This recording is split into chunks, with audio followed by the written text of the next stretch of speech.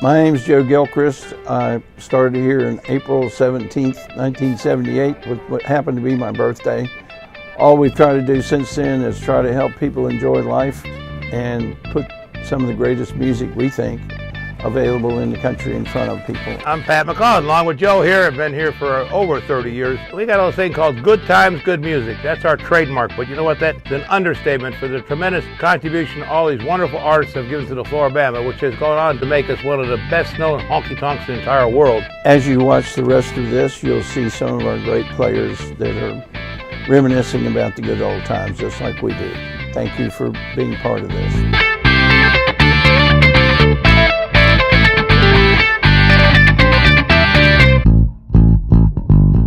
Hey everyone, I'm Big Earl. I'm right here with the legend himself, Mr. Jay Hawkins. He's been at Flora-Bama longer than probably Flora-Bama's been here.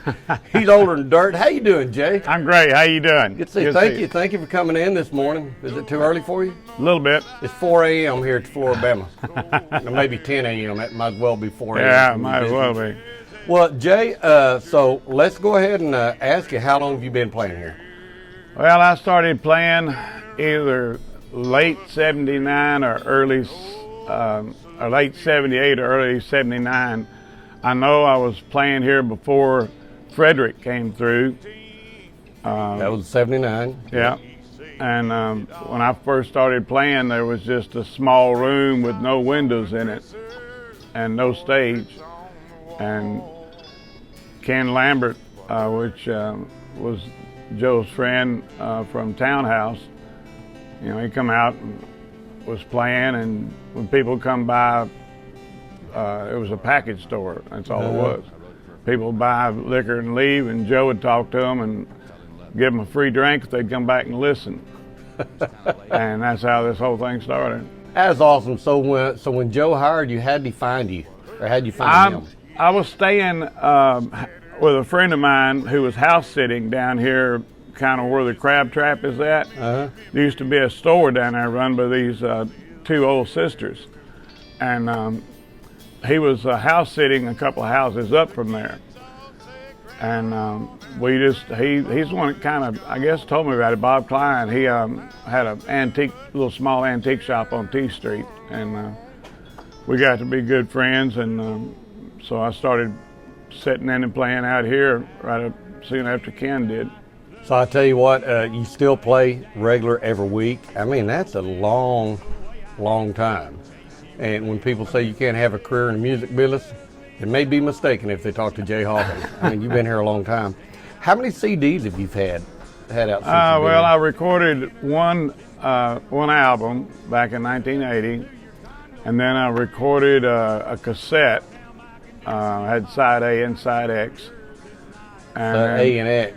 Yeah, side A and side X. Side A was the stuff you could play in front of anybody, and side X was kind of, you had to make sure the kids wasn't in the house.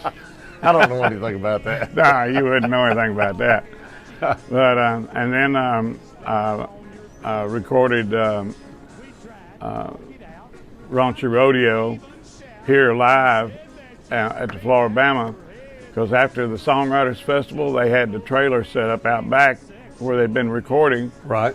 And for free entertainment, I'd come out here and play for free and get buddies of mine come out and play, and we worked on the songs while we were playing here, and finally through recording them, I'd pick out the best cut of each one while it was, you know, back there recording, and put it together for my last CD. Well, not the last CD, I put one more together, and it was just a compilation of stuff that I've done from 1980 all the way through up to my last recording. And this next music video I have for you is definitely a UZ classic. Here with me is hitmaker Jay Hawkins. How you doing, Jay? Doing fine. How about yourself? Doing real good. Never felt better. I tell you what, your CD and cassette, Raunchy Rodeo Club, which is right here, has done real well. In fact, it was #1 for the entire year. Well, what's your secret, man? I think people like the comedy. You know, it's just something I enjoy doing, and it comes across on the music, and people like to laugh. Now, this was shot back in 1996. and it became the #1 UZ music video for the year in '97. What is it that you think that makes people keep coming back to the Flora-Bama year after year? It's looseness for one thing, and the good music that they provide here. The legends, you know, of what's, you know, all the things that have happened here at the Flora-Bama that people would do when they would come down and tell their friends about it and go back, you know. And when I first started playing here, I would go to all the bars in Gulf Shores and Orange Beach and sit in and play with the bands, and then tell people in the audience that I was playing at the Flora-Bama. So I'd go up to Gulf Gate Lodge and steal a few there and some other places, and finally had a pretty good crowd here on Sunday afternoons. And I did Sunday afternoons for I don't know how many years. You know, when I moved to Birmingham, Donna Slater took over the Sunday afternoons. And yeah, you had your own bar for a little while, didn't you, in Birmingham, you say? Yeah. And then when you got tired of doing that, you decided to come back to the beach. And well, yeah, things didn't work out exactly as I had planned up in Birmingham. There was some outside influences that caused that. But I was there for 1 year, and it was voted the best honky tonk in Birmingham. wow, that's pretty good after 1 year. Yeah. You probably had too much fun up there. I had a little bit of fun, yeah. It's hard to beat the beat, Joe. I mean. Oh yeah, I moved down here in 1968 from Nashville, Tennessee, and once I got this sand in between my toes, it's just like I'll go away maybe for a little bit, but I'm always back. It's over and done with. I remember when I came to work here, probably the first week I was here, I was sitting in with someone that night. At 2 o'clock in the morning, we got finished, and the whole band just went over to Old River and started fishing till daylight. And I thought, wow, how cool is that? Or, you know, or just go out on the beach, sit on the beach and drink. Or yeah, we used to have a Howl at the Moon parties and stuff like that. At a full moon, we'd shut down and go out on the beach and party out there. Yeah, now when you were here, there wasn't anything. I was talking to Ken Lambert here a while back, and like he said, there wasn't anything out here. No condos. No anything. Had Flora-Bama. No, they didn't start building the condos until after Frederick come through, and they figured they had 4 or 5 years before another major hurricane come through, and they could build it and sell it and get the money and boogie. Hey Jay, I have to ask you this. Before Ivan, the musician break room was in the liquor room. You remember that? Tell what a brilliant idea. Was that Joe's one of the most brilliant ideas? I've had some break rooms before, but never where all that liquor was sitting at. And you go back there, and there'd be 4 or 5 people sitting on liquor boxes back all the way back through there, and or 2 of them huddled up over in a corner writing a song or telling a joke or something. Yeah, they would come in there with their gig bag that was that big. When they left, it would be that big rattling going out the door. Yeah. Matter of fact, I've got a picture of myself and John Prine standing inside the liquor store there. Really? When John, I did a show with John in 1988, and he came in here after the concert and put on another concert here, and Joe went up and locked the front door, and we sat there and played, and then went over to Joe's house and sit there and talk to him to daylight. He's a good old boy. John Prine. Yeah, well, I mean, every year, I mean, you got so many celebs coming in here. Yeah. I mean, singers, there's been a bunch just get on my stage. Hey, can I sing? I'm passing through town. Yeah. I was playing here one day, and I did a set. I put my guitar down, and I walked through that door, and something told me to turn around, and I looked back in here, and there was some guy on stage picking up my guitar. I'm thinking, I didn't tell nobody they could play my guitar. And so I walked back in here. I was getting ready to jump on somebody, and about the time I got to stage, Buffett turned around. And I said, well, since it's you, I'll let you play. Here's the volume knob. A long time ago, back when we had the dome with PVC pipe, I won't mention the guy's name, but a celebrity was in here, a big-time country singer, and you know Larry Strychnine, he was doing sound at the time, and I saw the guy in the bathroom and said, hey, you know, what you doing here? He said, man, I'd like to get up and play. I said, well, I just got finished, but the other band's coming up. Let me tell the sound man, Larry, to get hooked up. So I went to Larry and said, Larry, so-and-so's here. He said, really? He said, yeah. He wants to play for free. He goes, what does he want to do? He said, he wants you to set him up on stage. He said, I ain't got time for that crap. Tell him to go back to Nashville. I said, are you kidding me? He didn't care. I know it. So I said, no, we'll get him up. But yeah, there's always somebody coming up here. It's just the lure of the Flora-Bama. Yeah. You know, you're talking about that rib cage, the dome thing. My brother's the one that designed that kept it from blowing away every time a storm would come. Really? Yeah. So he took guy wire and run it through the PVC pipe and then drilled holes in each side of the wall where to stick the pipe in and anchor it down so it wouldn't blow away. I wonder why, because we'd be playing out there sometime and that thing was rocking. You thinking the roof was going to come off, and I'm going, wow, but it never did. Yeah. Well, I say you could have built the new one here better than John did. Yeah. you yeah. You and your family. Yeah, my brother was a maintenance man here for a long time, and I didn't know that. He the wiring here wasn't exactly up to code, you might say. You think? Yeah, I think. But the first Mullet Toss we ever had, they put the music on top deck up there, and it was just an open deck, and they were playing to the beach, and that's where the Mullet Toss was going on, but the wind was coming out of the south, so nobody could hear anything. All you could hear was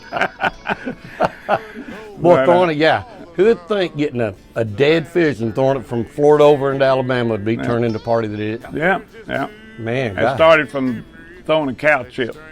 Oh, that's what Jimmy Lewis was from out in Kansas. Yep. And I used to have cow chip throwing things out there, and so he figured throwing a mullet would be a good idea, and it turned out to be a great idea. Gosh, the biggest weekend of the year. Man, that is crazy. Now you play that every year too, don't you? Early part. Yeah. Me too. Watching Law and Order at 10 o'clock. Yeah. So you started as you and Ken and Jimmy Lewis, and you were the second one here. And now we got like 4,500 musicians a year play here on 3-4 stages, you know, well, including across the street. Yeah, 5 stages. And how do you see the Flora-Bama? You think we're heading in the right direction? It looks like it. I'm seeing some great new entertainers come through. It's doing great. I'm really liking what they've done. John and Cam have done a tremendous job of carrying on the tradition of the Flora-Bama, you know, allowing us to be ourselves, and that's what attracted me to Flora-Bama. Was, you know, Joe never told us what to play. He always encouraged us to play original music. This is a song I wrote. I co-wrote this one with my brother, and this is a song I like to say. It's a song about a very stupid decision my parents made back in 1989 that caused me to show up 9 months later.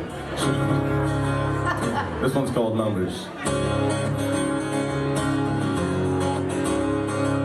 And so it's just been a home for me. I mean, I've loved it. I think you've nailed that on the head. I remember going about 3 years ago down to Sandestin to do a private show, and on stage there was a list of songs that you could not do. It said one of them was Wagon Wheel, and that's fine by me because I hate that. I'm tired of doing that anyway. I don't think I ever did it. Tired of hearing it.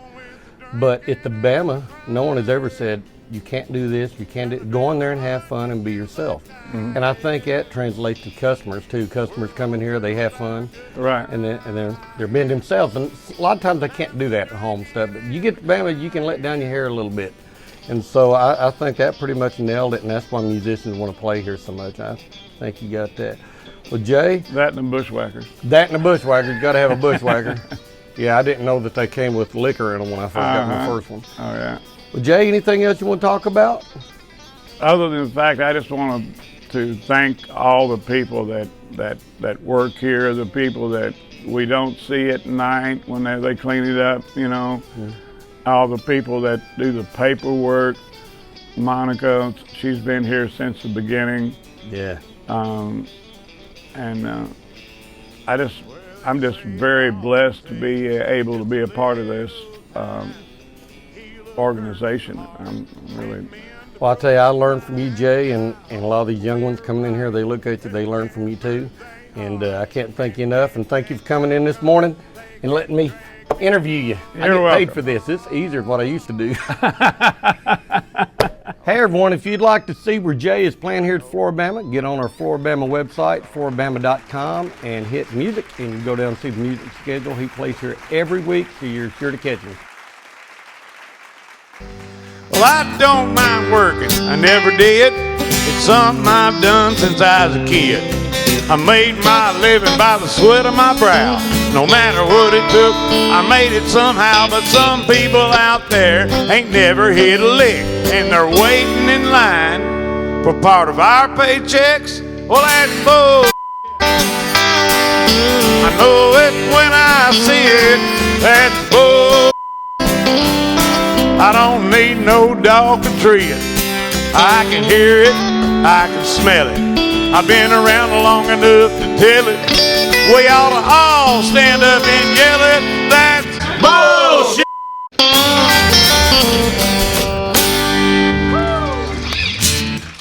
That's true. Thank you.